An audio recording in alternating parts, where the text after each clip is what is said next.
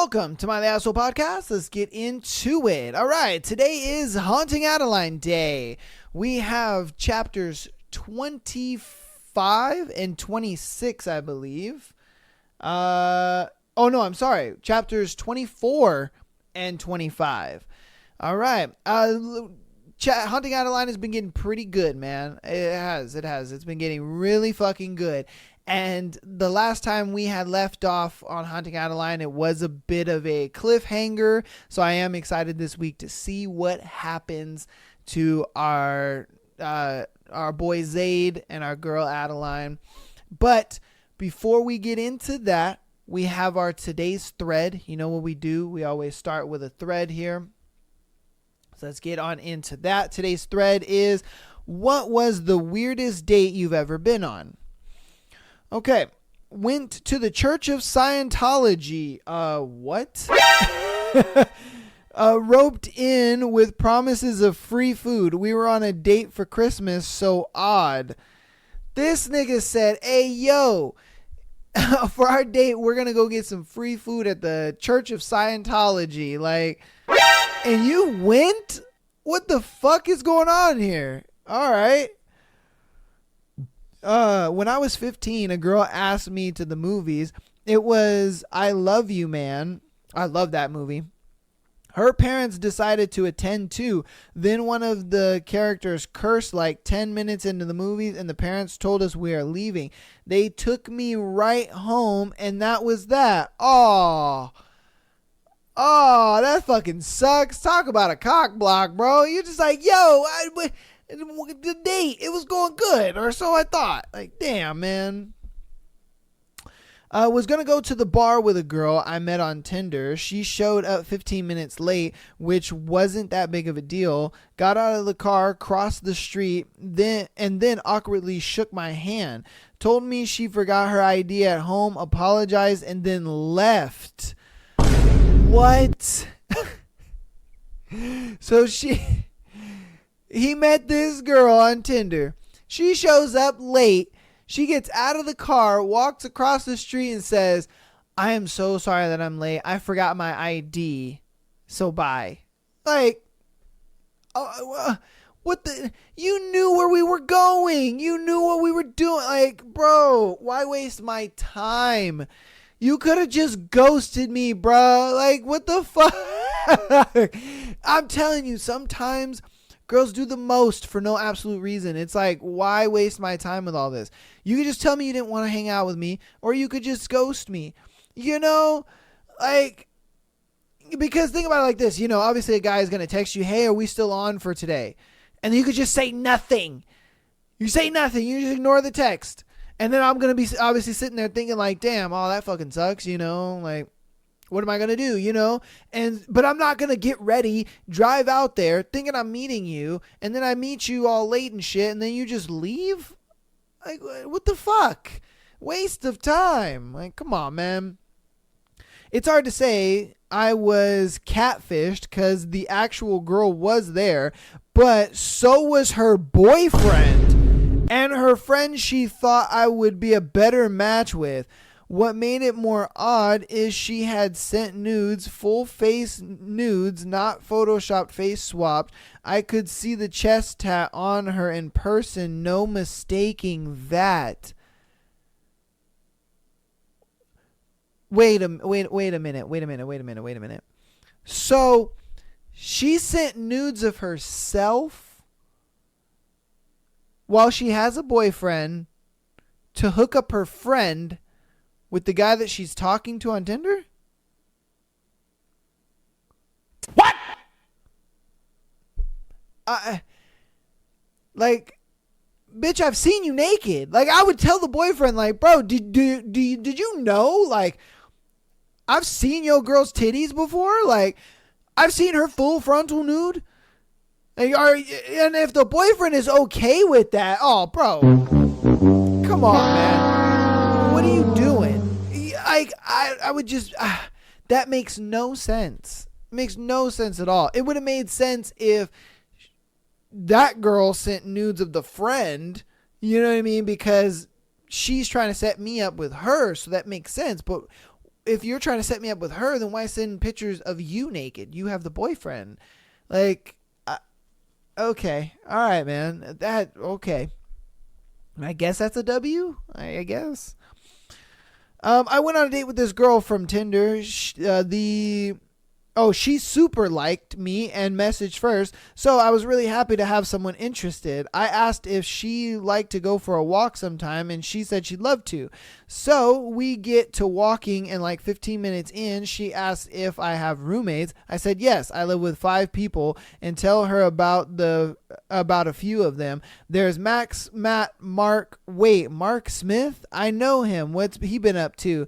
So we start chatting about my roommate, and she knows a lot about him, his family, the sports he plays, his girlfriend. Every time I try to move the conversation somewhere else, she brings it back to Mark. Okay, I want to feel like this is an ex-girlfriend of his. She's not even pretending to be into me anymore. She's just fangirling out over my roommate. I just love him. His hair is always so shiny and he smells so nice. She spends the full 2 hours talking about him and asking all sorts of questions. I didn't know what to do, so I just boredly kept answering. When we got back to our cars, she shifts gears again. Hey, so I had a really great time. Want to go back to your place and have some fun? Stop the cap. She want to have some fun with somebody else, not you, nigga. She's really creeping me out at this point, so I tell her I have homework to do and maybe later. I got back and tell Mark about the date, and he knows exactly who she is. He picks up his phone and immediately calls the police. They show up at the house, find the girl outside in the backyard, and arrest her for violating a restraining order or something. Oh, shit. It turned out she was super unstable and had stalked my roommate since they went on one date almost a year prior. She recognized from photos she had of him and used me to find out where he lived. I told you that she was capping. She was like, oh, you want to go back to your place and have some fun? Nah, bro. Stop the cap. She ain't trying to have fun with you, bro. She's trying to get at Mark. Like, that was smart of you to be like, nah, I got homework to do. Sorry. And she probably followed your ass home. Damn, that bitch is crazy. And she was in the back. She got found in the backyard. Man, damn. All right. I went on a date with a girl to a bar and grill. The girl just got set free from a bad relationship. The bartender was her uncle. The server was her sister. And her fresh ex-boyfriend was there on a date with another guy? Huh?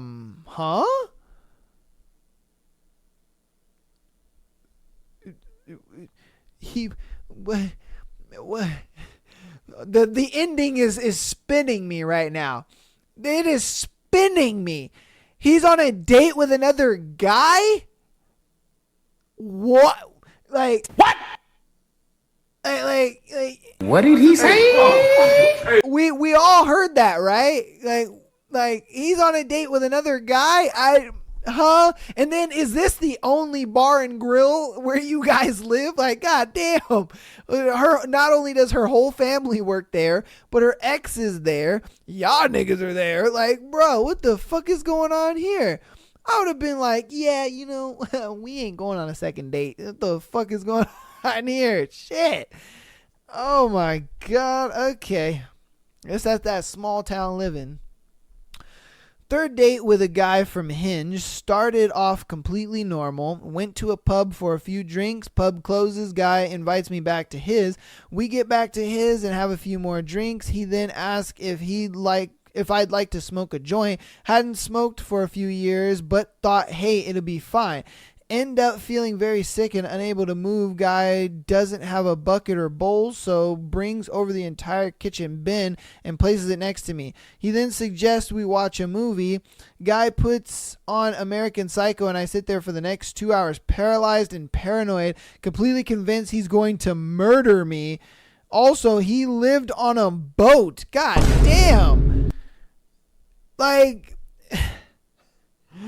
You guys love to just put yourself in the craziest fucking positions. Like, if you were feeling sick at that point, Like, why didn't you just be like, yo, I'm going to go home, or I'm going to lay down, or can you take me home? Or, like, let's have some common sense at this point. I mean, was she hoping to, like, actually fuck or what? Like, I don't know. Like, I feel like if she was actually hoping to fuck, I don't think she would have,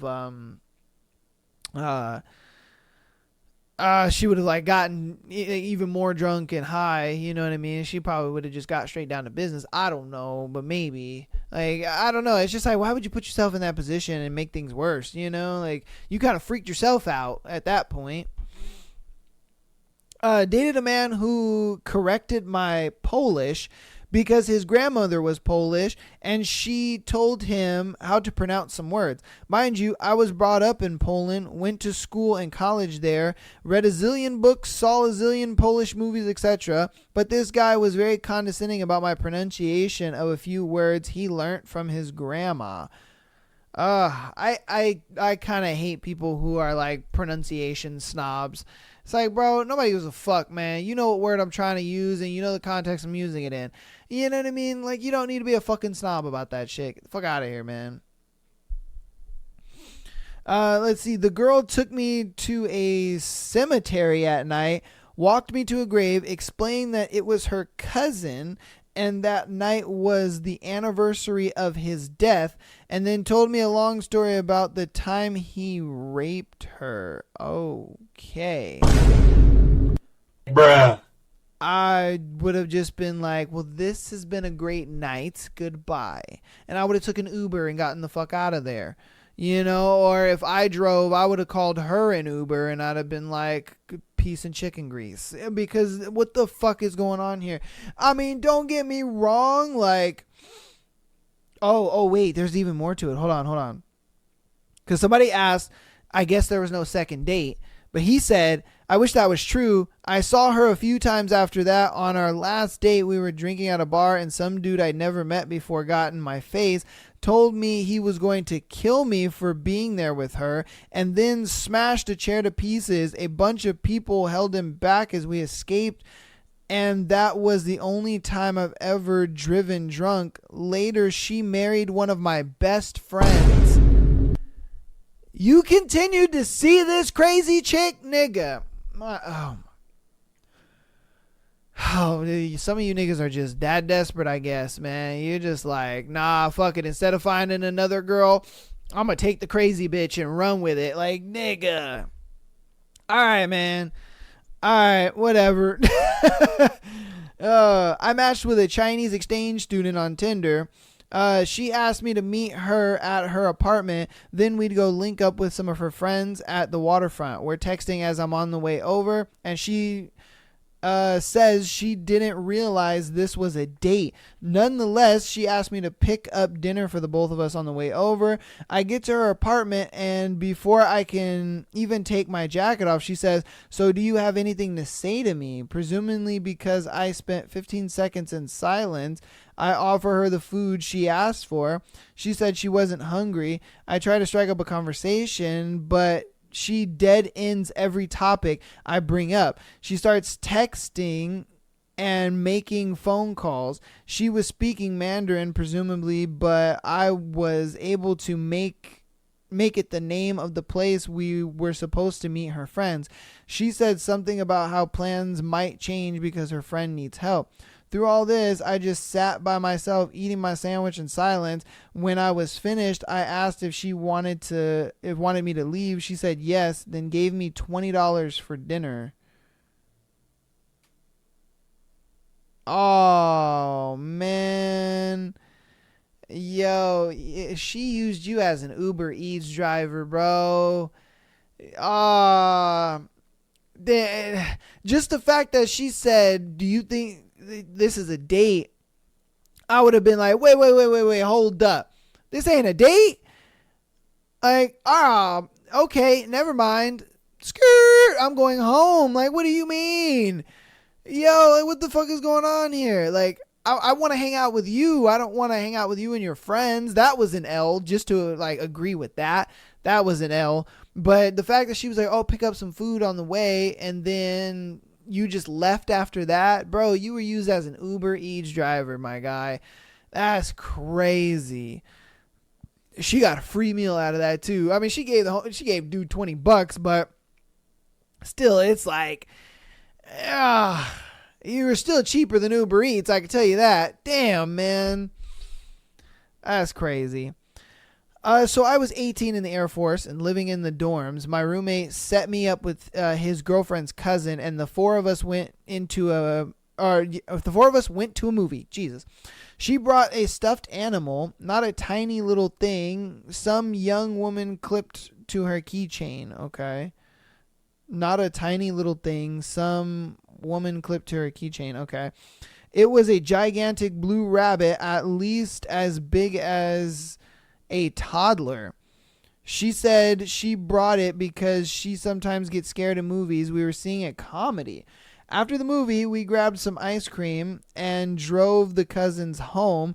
My date invited me to kiss her at the door, but told me I should also kiss Pebbles so he wouldn't be jealous. Of course, I kissed Pebbles. My date actually out of my league, hot but crazy. I mean, if she's hot enough, like, I'd be a stepdad to Pebbles, and why not? You know what I mean? She could be a little cuckoo crazy. I mean, if she's hot enough, I'm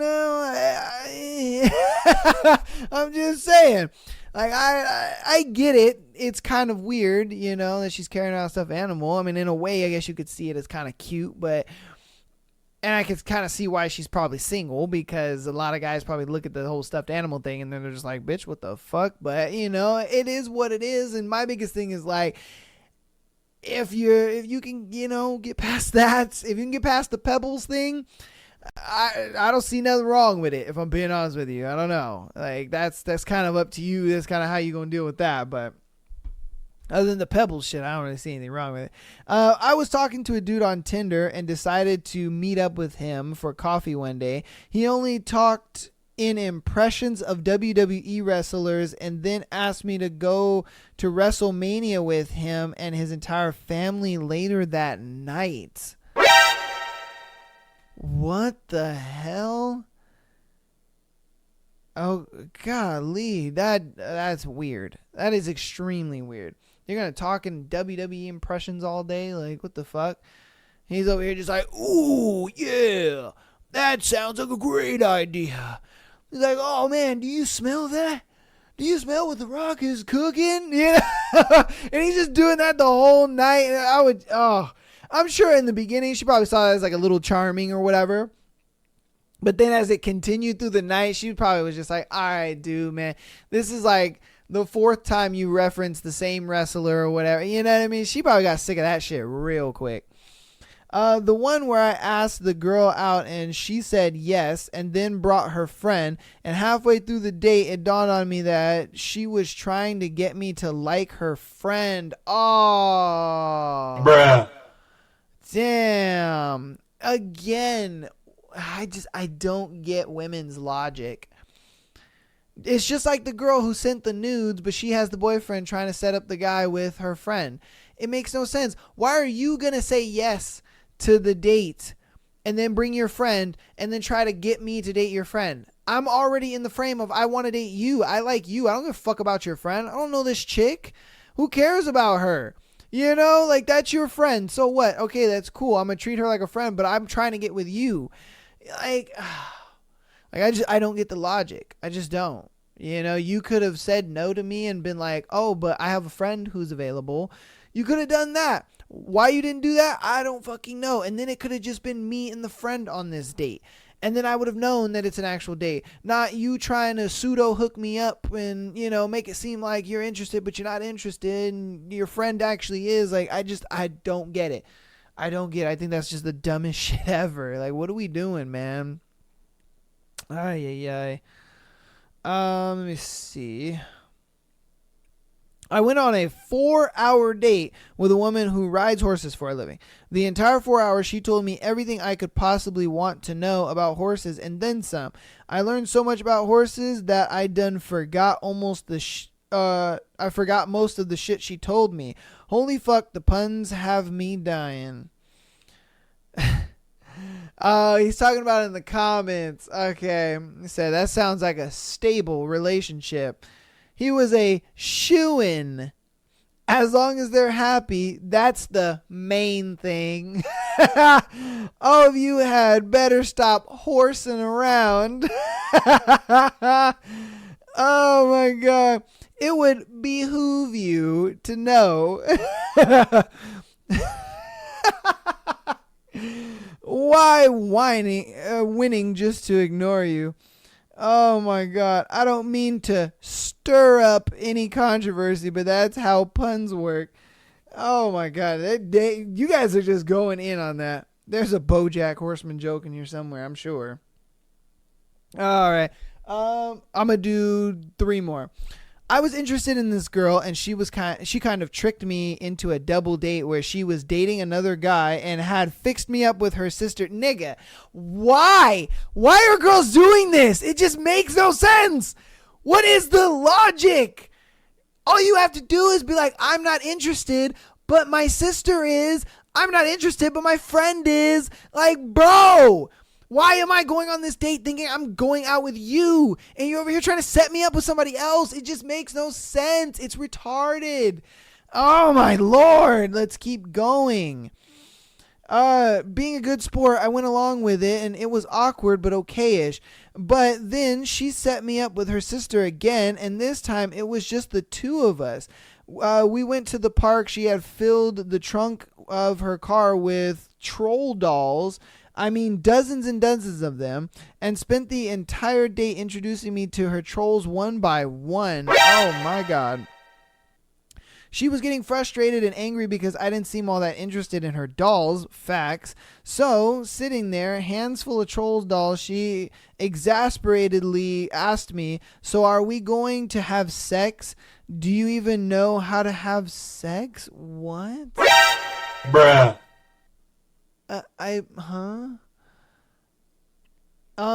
Not with you, I don't, I said, and got up and walked home. There's only so much I can endure while being polite.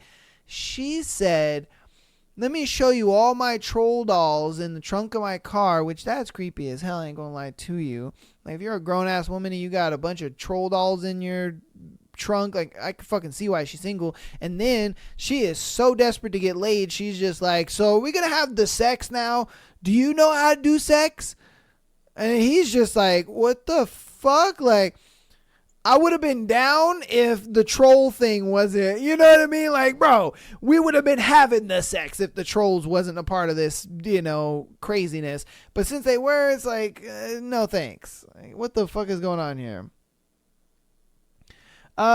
My first dating app date starts off pretty good. We barely put in our dinner order and her phone starts blowing up. Her ex was drunk and causing a scene outside her apartment. Her ex kept calling, then her roommate started, and then the landlord calls, threatening to call the police.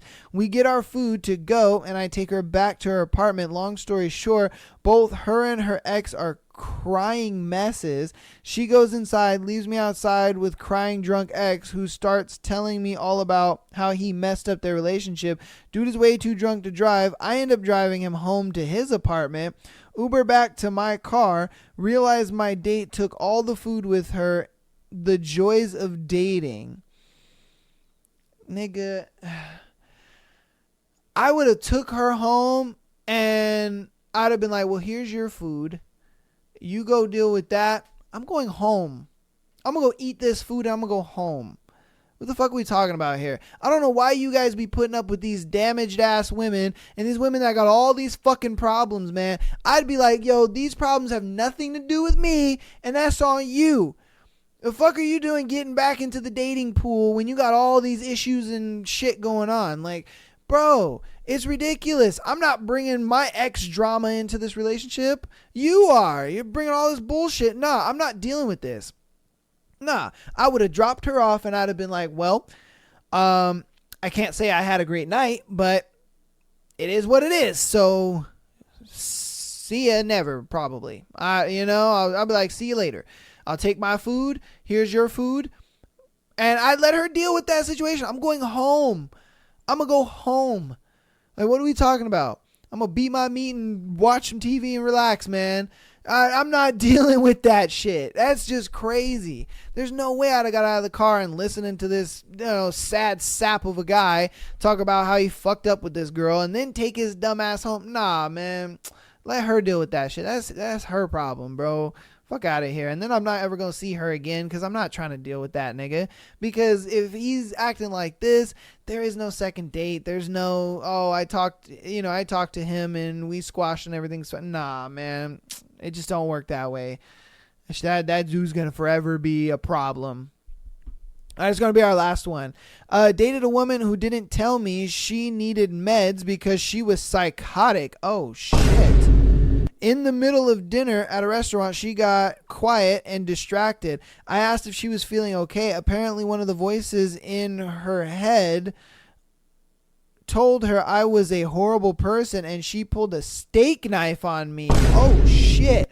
A customer was able to talk to her and got her to put the knife down. The police were called and she was arrested. I didn't press charges, and about a week later, she sent me a letter with proof that she has been in counseling for a long time, takes medication, and included a heartfelt apology. Holy shit. Like, I mean, good thing, she said an apology and she understands she has a problem, but fuck, man, like, I don't want to sit here and, be like, oh, she shouldn't be dating and all that kind of stuff. No, it's just, make sure you take your medications. I'd have told her, like, look, it's all good. Yeah, I could have died, but just next time, take your medication and I wish you the best, but we're not going to be together. I'm not going to deal with that. Fuck no. I'm not going to deal with it because think about it like this. Say if you actually date that girl, and she comes over and you guys are having a good time, you guys have sex, whatever, and she sleeps over at your house, and then out of nowhere, she starts stabbing you in your sleep. Like, bro, nah. No thanks, man. Because the voices in her head told her to. No, thank you. I would just be like, I accept your apology. I wish you the best, but not me. I ain't that guy. I ain't that nigga. Sorry. Like, I'm not about to get stabbed up in my sleep for some pussy. Sorry. No thanks. I'm good. I wish you the best because fuck no. My goodness. All right. That's going to be the end of that thread for your boy today. That was a bit of a juicy ass thread. My goodness. Oh, the dates that you guys go on, my God, man, I could never. I'm sorry. The dating world is just too crazy for me. Like, goodness gracious. At this point, I'd be looking at it like I'd rather not date ever again than, try to deal with the craziness that people are going through. I just feel like there are so many people who just love to drag all their BS into a new relationship as if, like, it's just gonna be all right. Like, Jesus Christ. I don't think anybody really self-improves anymore. I don't think people get out of relationships. They self-improve themselves and then get into another relationship. I feel like people just get out of a relationship and then they're like, well, fuck it. I'm going to just find a new relationship. What's the best way to get over one relationship is to get into a new one. Let's go. And then they bring all their baggage and bullshit into the next, relationship. And it's like, you're expecting me to be okay with this? You're expecting me to just accept this? Like, no. Like, fuck that. I'm not going to deal with any of this stuff. But a lot of guys do, especially if the girl is hot enough. They're like, I'm a, you know what I mean? Like, schizophrenic girl over there. Like, there's no fucking way I'm going to take that girl serious. And then homeboy, gets him some pussy and then gets stabbed up in the middle of the night. Nah, man. No. I'm not dealing with any of that shit. All right. But yeah, that was that thread. I hope you guys enjoyed that thread as much as I did. That thread is crazy as hell. You guys are crazy. Let's hop into announcements. Then we'll get into the recap of last week's episode of Haunting Adeline. Then we'll get into chapters 24 and 25. So Patreon.com/Am I the Asshole Podcast. If you would like to get an exclusive episode every single Friday, as well as being able to send in your scenarios to be featured on the Tuesday and Sunday shows, go ahead. Patreon is the place to do it. $3 a month, get you access to all of that. Audio listeners, thank you guys so much for all the support. I'll be seeing you guys in there rating the podcast. I appreciate that so much. Please keep rating the podcast. If you haven't, rate the podcast 5 stars, preferable. Keep downloading and sharing and doing all that good stuff.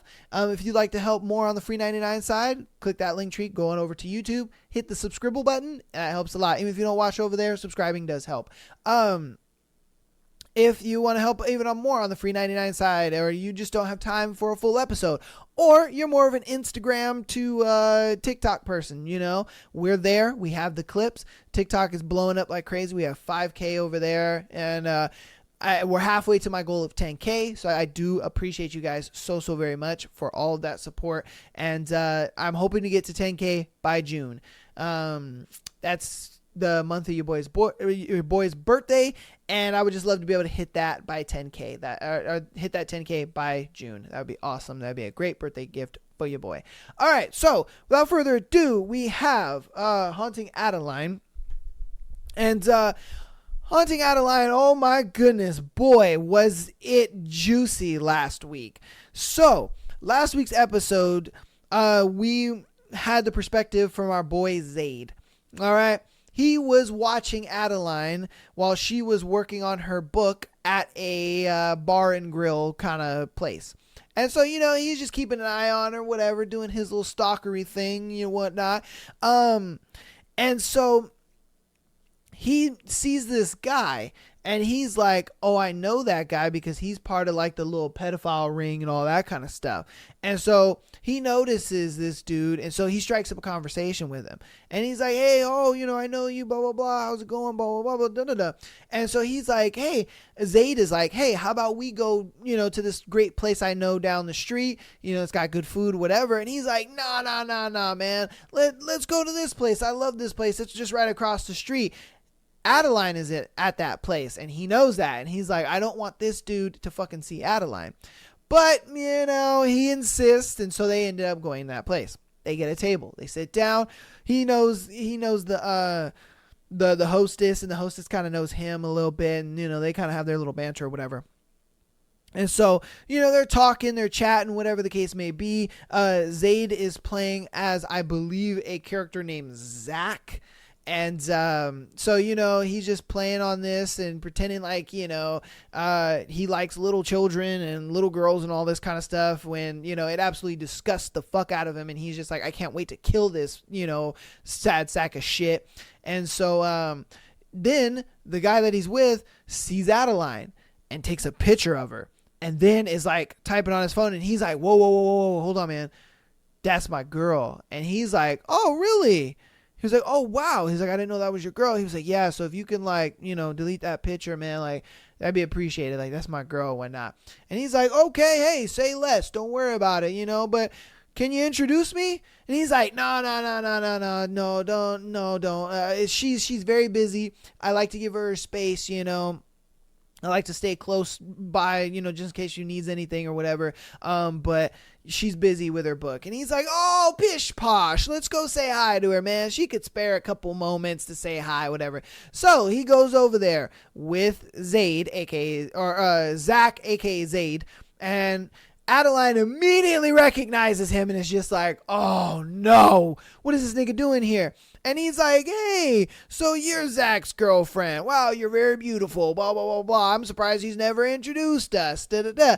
I'm, so-and-so. I think his name is Mark. I'm not 100% sure, but I believe his name is Mark. I don't know. And he's just like, your boyfriend here was telling me a lot about you, that you are writing a book and blah, blah, blah, blah, and all this kind of stuff. And she immediately just goes with it, and he's just kind of like giving Adeline that kind of look. And so he leaves and goes to the bathroom, and he talks with Adeline, and he's just like, hey, look, I'm gonna need you to go along with this shit. All right, I'm in some deep shit. I got some shit going on, I tried to keep this dude away from you, but now he's interested in you, and the only way I could keep his interest away from you is to tell him you're my girl. and, to stay away and all that kind of stuff. But he insisted on meeting you and all this kind of stuff. So just play along. And so then he invites Adeline and Zach, aka Zaid, to a party at his house. And Zach, aka Zaid, is just like, look, I don't want you to go, but you kind of have to go with me. You know what I mean? He's like, I don't want you to go. And she's like, well, I want to go because he actually was like, hey, I have some information about Gigi's case. And obviously we all know that her and Daya have been looking into that case for a long time now. And they're trying to figure out, what happened to Gigi and what happened and what's going on. And so, he claimed to have some information, and it intrigues her. And it's what makes her wants to go to this party. But, Zach, aka Zaid, he's just like, no, I don't want you to go to this fucking party because I know who this nigga really is. And so, he agreed to take her along, and he was like, look, you're going to stick by me. You're going to be my girl the whole time. And I don't want you talking to anybody alone. All right. And so she agrees to that. Everything works out. Then we get into our next chapter, which is chapter 23. That's when Daya and Adeline are talking, and Daya's like, are you sure you should be going to this party with this guy? You're getting really close to him and blah blah blah, like, are you sure this is a good idea? And Adeline is just like, well, I mean, this guy has some information that could be useful to the case that we're looking into, and so on and so forth. And then she was just like, well, at least your stalker has good taste because he bought a dress and some shoes for her to go to the party. So Daya ends up leaving. And then Zaid is there to pick her up. And so, he's looking all buff and stout in his suit. And she's just like, God damn. I would take him inside right now and let him do the shit out of me. And so then, she's like being all nippy and whatnot. And he's like, I don't fucking like that shit. And so he takes his belt off, puts it around her neck, and then she ends up sucking his dick. And I'm just, in my head, I'm like, bro, do we got time for this? Like, aren't we gonna be like late to the party if, she's outside sucking your dick and doing all this shit? I don't know. Apparently, I'm guessing they still got there on time. But for me, I'm just like, we got time for this? So that was that. And so then they're in the car and they're talking on the way to the party. And so we finally confirm and figure out that Daya is in fact working for Zaid's company, as I predicted forever ago. I don't even remember what episode that was. I ain't gonna lie to you, but I predicted that. I called it. It just made sense. You know what I mean? And so Adeline figures out that Zaid is the famous hacker Z. And so she's like, holy shit, this all makes sense. That's how you getting into my house. That's how you turning off my security system. That's how you have my phone number. And you know what I mean? All this shit is making sense. Like, it is clicking like crazy in Adeline's head. And she's just like, wow. Okay. So yeah, I can't fucking get rid of this guy. Damn. All right then. Well, it is what it is at this point. So that's where we left off, was them driving to the party. So now we're going to go ahead and figure out what happens at this party. I'm very excited. I know you guys are. I'm going to go ahead and move you guys over. I will double check to make sure audio levels are good. So. Chapter 24. The Manipulator. All right. We're all good. Enjoy. Is there anything I need to know before you bring me into the pit of snakes? I ask as Zaid drives up to the valet parking. Valet parking at their own damn house. This shit should be illegal. In here, my name is Zach Forthright. I'm a self-made millionaire and have my own company for web design. We live in Parsons Manor together and are a happy couple. But I sneak around on you and go to gentlemen's clubs without your knowledge. My eyes snap to his. He's been going to gentlemen's clubs? As in, the clubs that offer up women on a silver platter for men to get their rocks off to? Rich people, gentlemen's clubs at that, ones occupied by corrupt sadists. Who knows what happens in those places to those poor women? Sensing my thoughts, he smirks. Before you judge, I have not and will not ever indulge in what they offer there, and eventually I'll get all those girls out. But they don't know that. Don't be jealous, little mouse. No one will ever be capable of getting my cock hard except you. The heroism wars with his imprudent assumption. Part of me wants to melt, while the other stiffens into granite at being accused of such a thing. I roll my eyes. I'm not jealous, I snipe. And it sounds like you just have erectile dysfunction to me. He bites back a grin, a knowing look gleaming in his eyes. His voice deepens as he drawls lazily. Keep it up and you'll be choking on those words when my cock is filling up your throat again. Everyone passing by will see me fucking your filthy little mouth, and there won't be a single person in that house that won't be aware of it by the time I'm done. I scoff, turning my head away from him, only to hide the blush that I feel creeping up my cheeks and the sharp thrill chasing the nerves down my spine. I still feel the phantom bite of metal from his belt buckle around my neck, and I know with absolute certainty that Zayd would follow through on his threat if I pushed. Dickhead. He continues as if he didn't just serve me the most delicious threat I've ever heard. Don't speak of your personal life. Nothing that means anything to you anyways. You're here to get information on Gigi, and that's incentive enough. Incentive? I interrupt, whipping my head back towards him. You're walking into the Viper's pit because Mark found something that you care about and is holding it over your head. Zayd explains plainly. I snap my mouth shut, contrite and a little worried.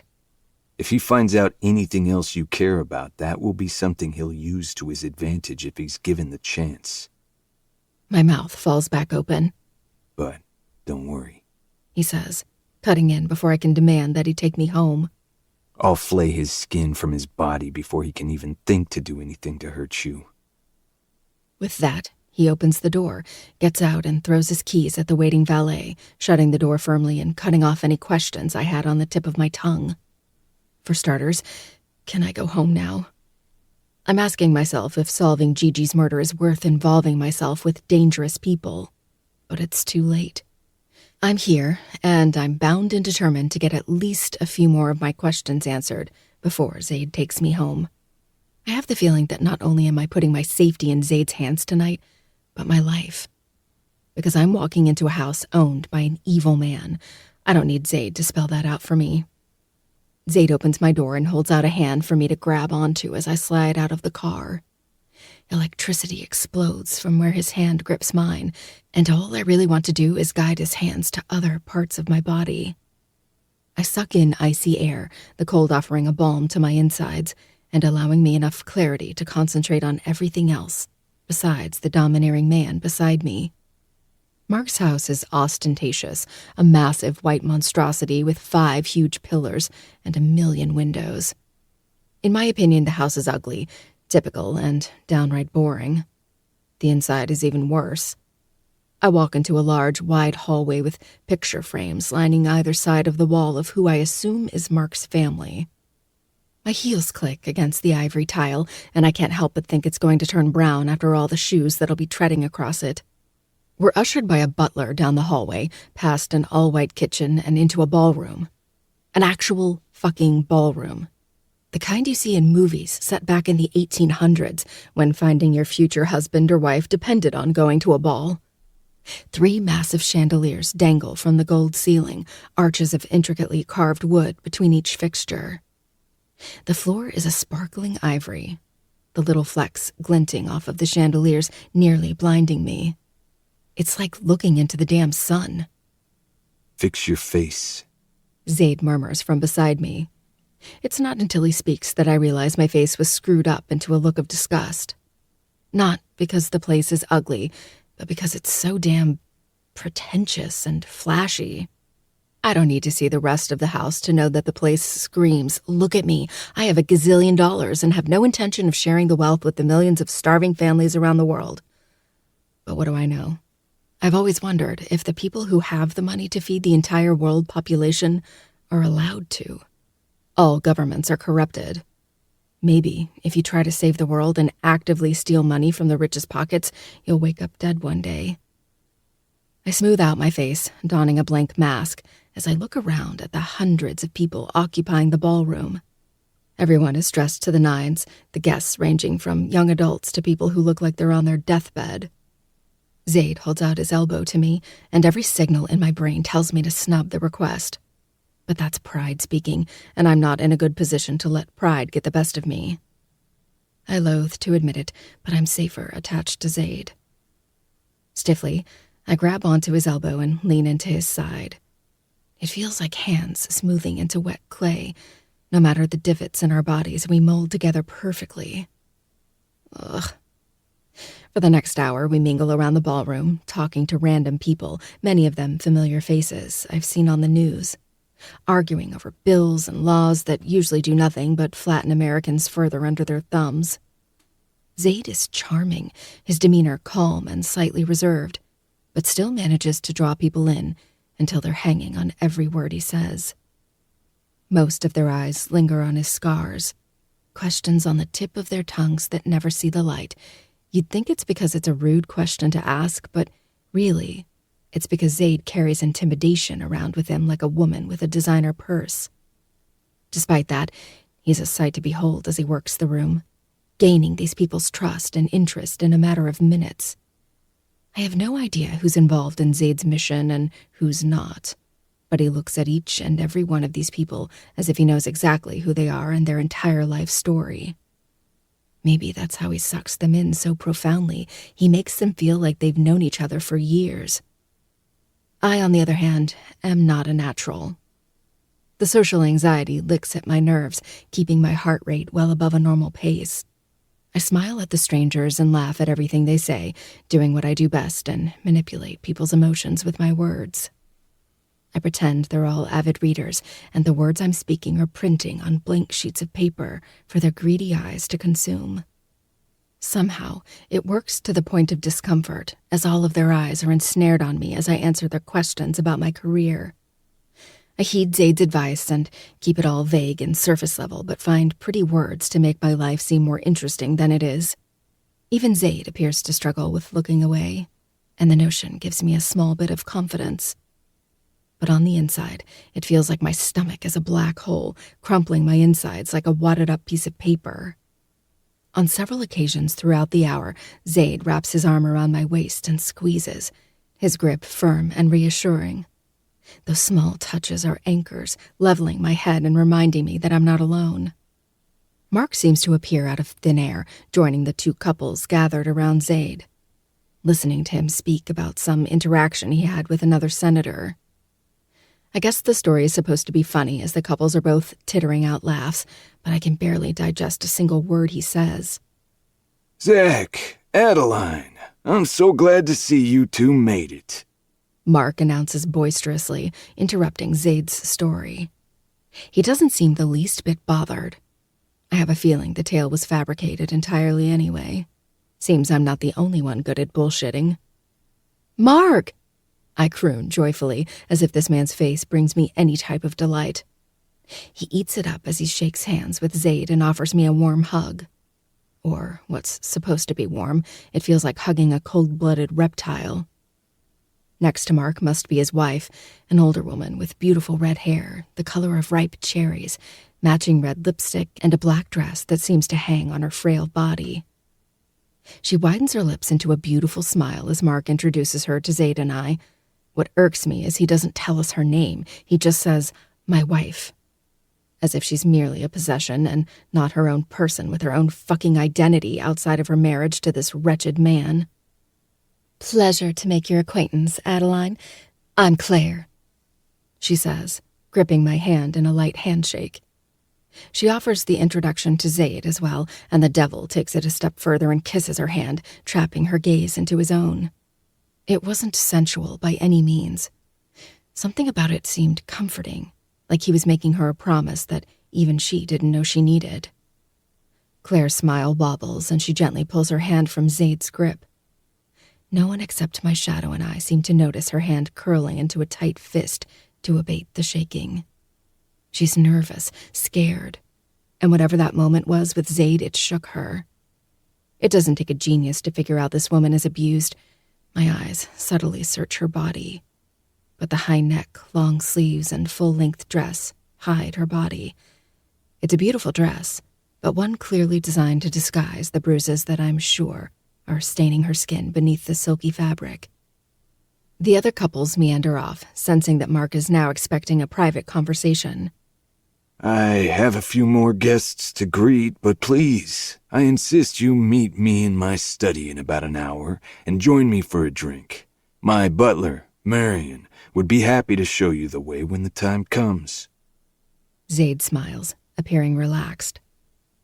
Maybe it's because I've become acquainted with the monster settled between his bones, but I can feel the intent beneath his fabricated ease. Of course, be happy to. Zaid responds smoothly. Great! Mark bursts, smiling wide.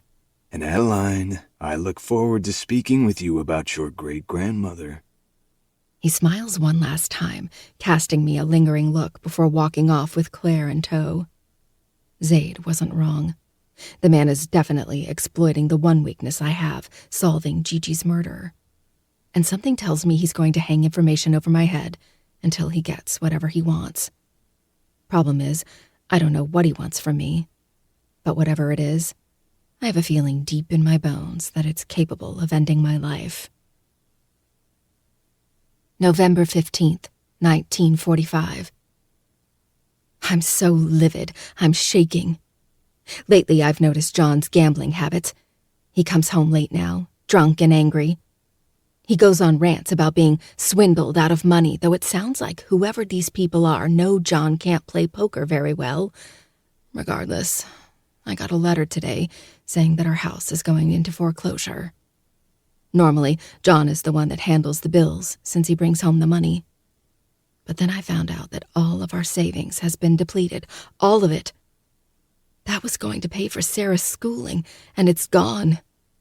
I broke down in tears. He gambled away all of our money, and part of me can't help but realize that this is all my fault. Before Ronaldo came into the picture, we were happy.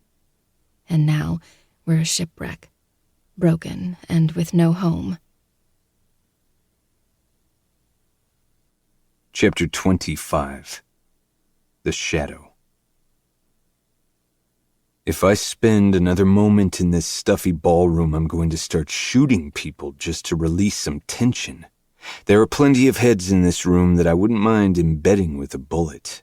Addie stands beside me, her tiny hand gripping onto my arm like her life depends on it. It's fucking addictive. Let's get out of here, I whisper in her ear.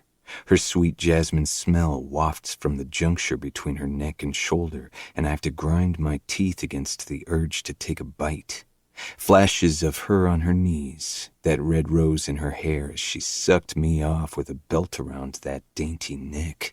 Fuck. A growl slips free, and it takes monumental effort to bite back the satisfied grin when I feel her tremble.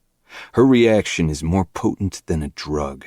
It drives me deliriously insane, and the need to wrap my hand around her throat and fuck her until neither of us can breathe is overwhelming. This woman is going to reduce me to an animal. Her head snaps towards mine, her brows scrunching in confusion and what almost looks like anger. She probably thinks I mean to leave this place entirely and deny her the chance to get information on her great-grandmother. Calm, sweet little mouse. I just meant this room. She relaxes, her shoulders dropping an inch. It goes without saying that all guests are expected to stay inside the ballroom, but if staying on the safe side of rules and laws was something I did, I wouldn't be where I am now. In a senator's house, with a girl who's not supposed to want me. I grab her hand, basking in the feel of her skin against mine as I guide her out of the room. I wait until it seems all eyes have turned away from us and slip through the door and out into a grand hallway. Now would be a perfect time to search the house, see what I can discover in a pedophile's safe space.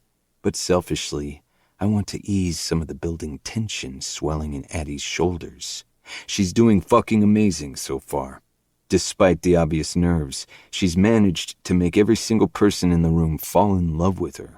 If anything, her shy, innocent demeanor and suave words are these people's daily dose of whatever prescription pills keep them sane.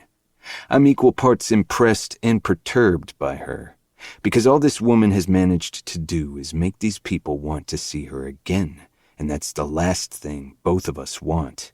I slide out my phone and shoot off a quick message to Jay, asking him to take care of the security cameras. I've spotted dozens just from the entrance to the ballroom, and I'm sure Mark has a team actively watching to make sure no one does exactly what we're doing now. Mark would be alerted immediately, and we would be caught before we even got a chance to have fun. Jay confirms the cameras are set, and Addie and I take off. Her heels click against the tiled floor as we sneak through the maze of hallways and rooms. Occasionally I open up doors and peek inside, finding nothing of interest. That is, until we get somewhere far enough away that the noise from the ballroom no longer penetrates the walls. At the end of another hallway are wide double doors, the cherry wood standing out against the champagne walls. I head towards the doors, Addie barely keeping up behind me. Zaid, we shouldn't be sneaking around. We're going to get in trouble. She pleads, glancing behind her as if someone is hot on her heels.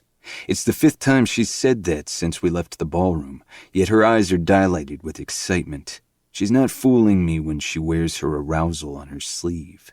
She's scared, nervous, and that feeling never fails to make her pussy dripping wet. The girl gets off on fear.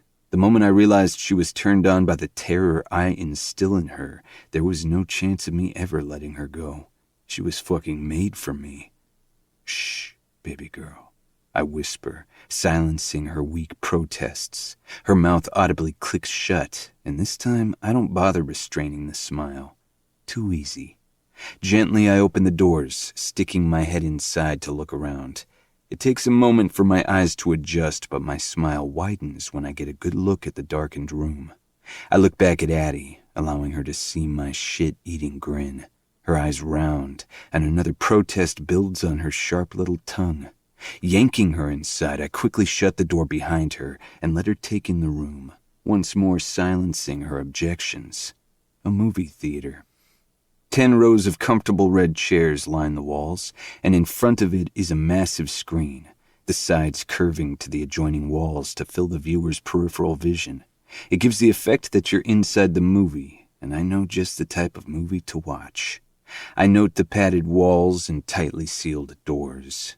This room is soundproof, and I'm nearly weak in the knees with how perfect this night is turning out to be. Zaid, whatever you're planning... Her voice trails off when I make my way to the projector in the back of the room. There's a display screen showing the controls of the projector, along with thousands of options of movies to watch. Some of these haven't even hit theaters yet. I select the latest horror movie, set to come out in a couple of months, which means Addie hasn't seen it, and the experience will be entirely new.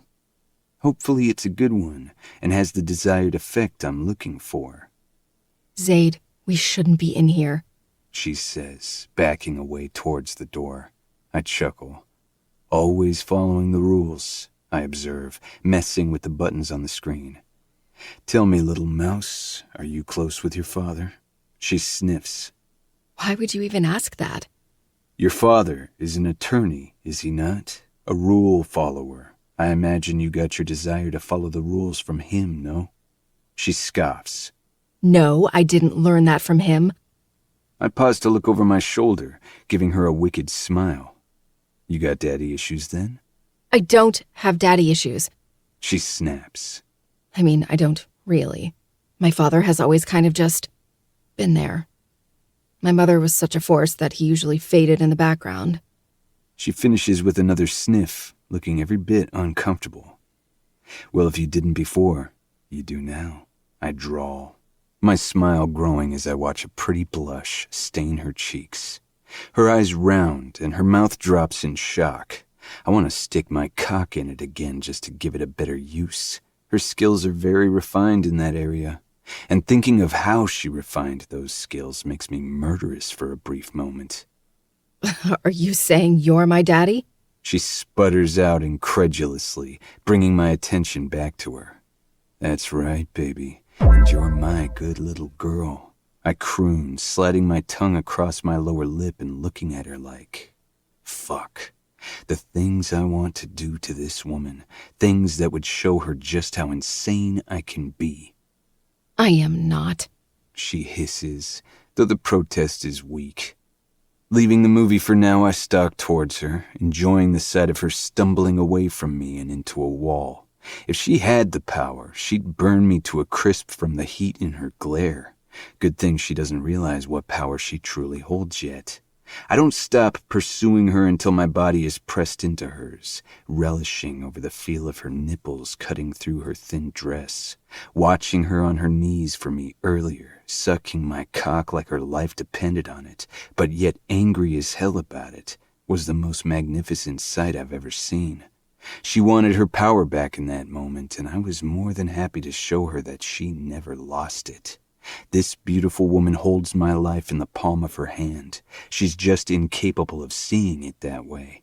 The only one who's truly in danger is me. No, I whisper. I tip her chin up, brushing my lips softly against hers.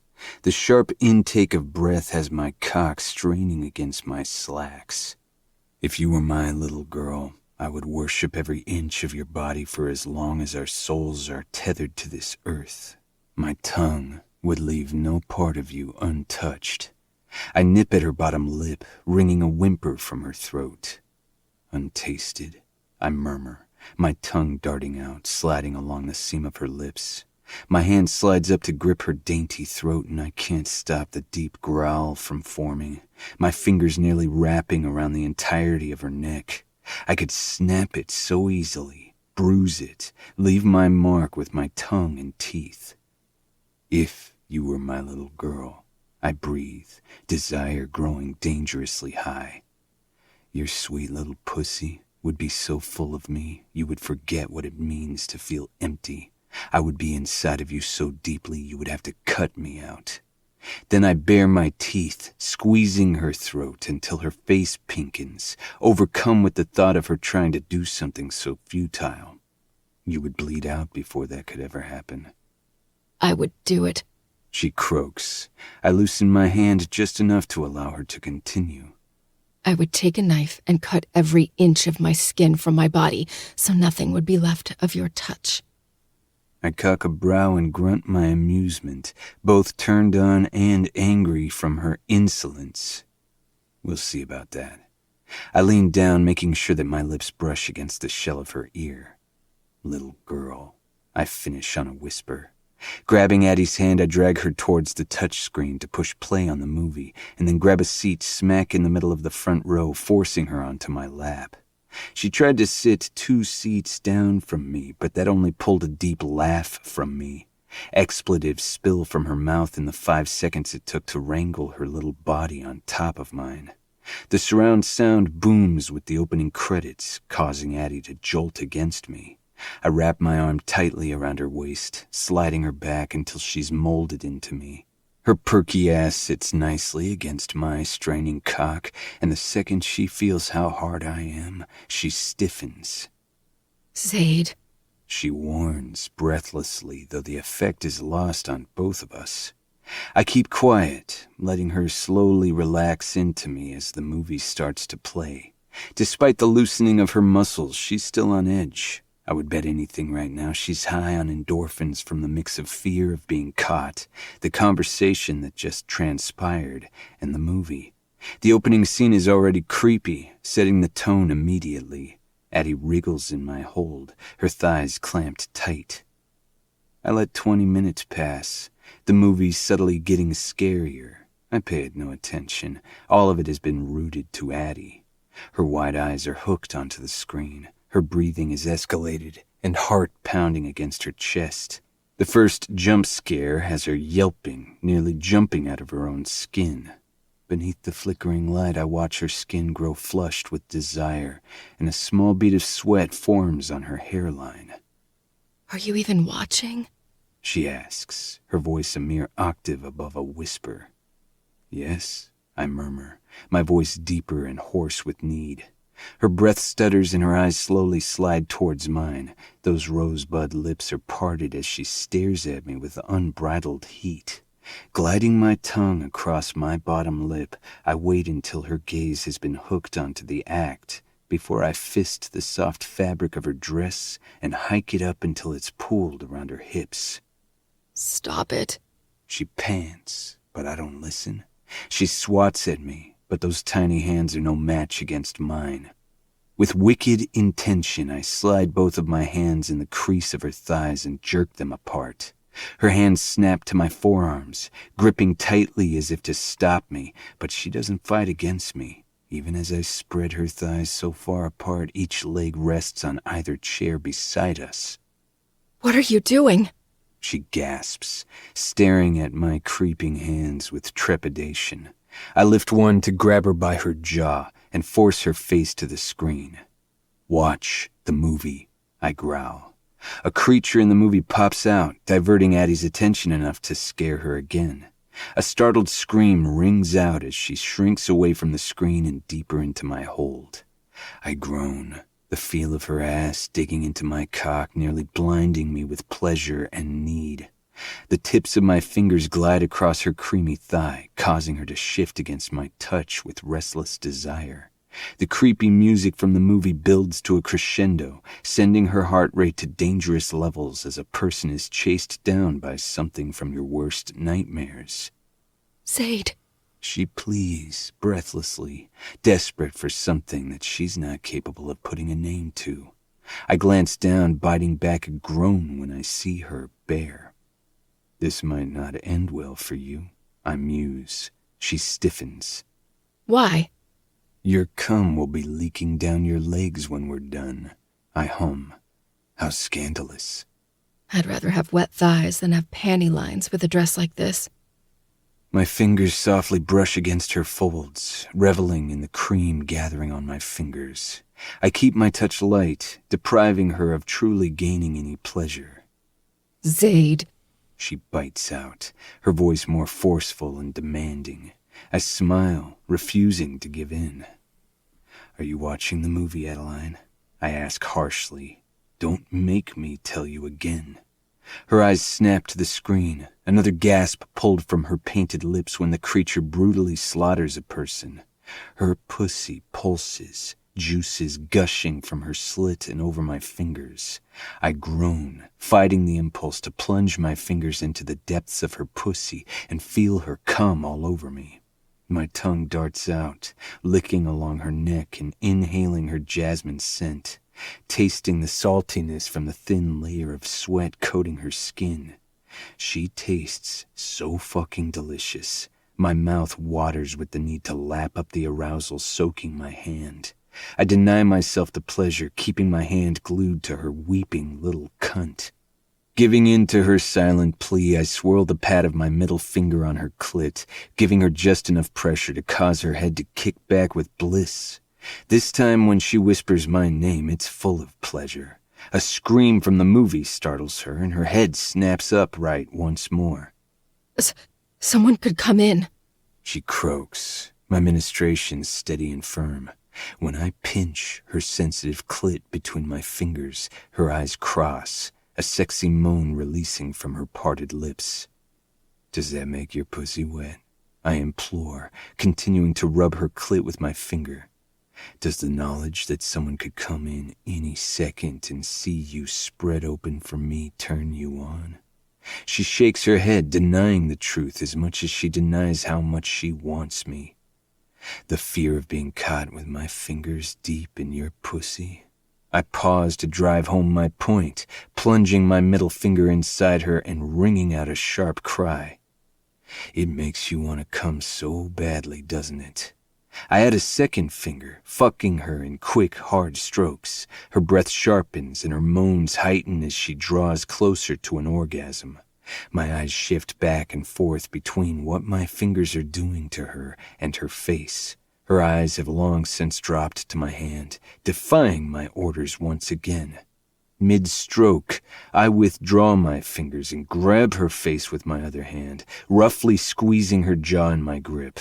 She mewls, crying from both the loss and the pain lancing through her face. I deliver one quick, sharp slap to her pussy, enjoying the startled cry of pain that sneaks past her lips. What did I say?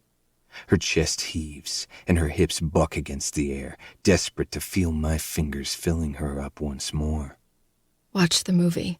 she answers, sucking her lip between her teeth as her glazed eyes focus back on the screen. Were you listening? I growl, refusing to touch her needy pussy. No. I'm sorry. She says quietly, a deep crease forming between her brows. Her apology didn't settle right with her, so to abate the sobering thoughts, I plunge my fingers back inside her. A long moan releases, but her eyes stay glued to the screen. Good girl, I praise, feeling the answering clench around my fingers. If I catch you disobeying me one more time, you won't get to come. Am I understood? She nods, the movement choppy and strained against the force of my fingers clutching her cheeks. Releasing her face, my hand drifts to the front of her dress, tugging down harshly. The fabric holds tight beneath her tits, forcing them to swell. Groaning, I cup a full breast in my palm, squeezing tightly before kneading the sharpened point of her nipple between my fingers. I resume my ministrations with the hand between her thighs, keeping my thrusts slow and languid, drawing out her pleasure and wringing more delicious moans from her mouth. Her eyes droop into a half-lidded state, but they don't stray from the screen. Loud, wet noises war with the sound from the movie as my fingers dip in and out. She's so fucking wet. She's creating a pool on my slacks and the seat beneath us. I trade between biting and licking at her neck and whispering words of appraisal in her ear. This time, I want her orgasm to build at a slower, more painful pace. It'll gradually creep up while feeling so far out of reach. This sweet little pussy is so fucking needy for my fingers, isn't it? Do you feel how tightly you're gripping me? I have to fight just to withdraw my fingers so I can fuck you with them. A sinister vibe emanates from the screen, and Addie's pulse seems to become even more erratic. Zaid, please. She begs, her nails biting into my arms. My sleeves alleviate the sting, but the pressure increases until I fear she's going to start breaking her red-painted nails. My free hand grips her throat and squeezes firmly until her face pinkens and her breath grows short. Staccato moans bursts from her lips as I increase my pace and firmly rub her clit with my thumb. Oh, God. She sucks in a sharp breath. That's right. I am your god. Zaid! She screams a moment before her pussy clenches onto my fingers so tightly I can hardly move them any longer. Her back arches and her head kicks back, past the point of caring about my demands and the movie. A sob racks her throat as I continue thrusting, riding out her orgasm until her entire body is convulsing and she's desperately trying to pull my hand away. Oh my God! Oh my God! Zaid, stop! She chants, her juices flooding so heavily from her core that I feel them spilling past my hand. Finally, I ease my fingers out, licking them clean as she watches me with a colorful expression. She's satisfied, but embarrassment, shame, and anger are slowly creeping back in. Now that she's coming down from her high, reality is setting in. I laugh as she scrambles from my lap and rearranges her dress back to its previous state, a tad more rumpled than before, but no less beautiful. There's a slight wet spot between my legs, but luckily my black slacks conceal it, and most of it got on the seat. I feel the need to leave $100 bill for whoever has to clean that. I can't believe we did that. She mutters under her breath, seemingly to herself as her hands drift over her hair, checking to make sure nothing is out of place. You look beautiful, I say, cutting off her continued muttering and rendering her silent. Subtly, she glances over her shoulder at me, but doesn't acknowledge my words. So, not only do you only fear me in the daylight, but you only love me when I'm making you come. That gets her attention. She whips around, fire in her eyes, as she spits. I don't love you. Not yet, I counter, topping it off with a grin. Her eyes narrow into thin slits. Come on, little mouse. You've wasted enough time getting your pussy worshipped. Let's go get some answers. I slip past her, walking ahead of her and towards the doors. Yet, I still hear her mutter asshole under her breath, and it does nothing but bring me joy to know I get under her skin so deeply. Chapter 20. All right. Okay. That was... that was something.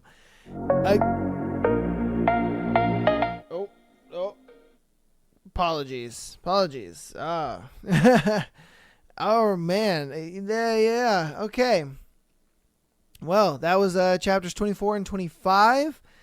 Thank you guys so much for watching and listening. I appreciate you guys.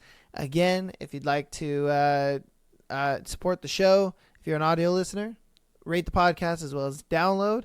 Patreon.com/Am I the Asshole Podcast for an exclusive episode and being able to have your scenarios featured on the Tuesday and Sunday show.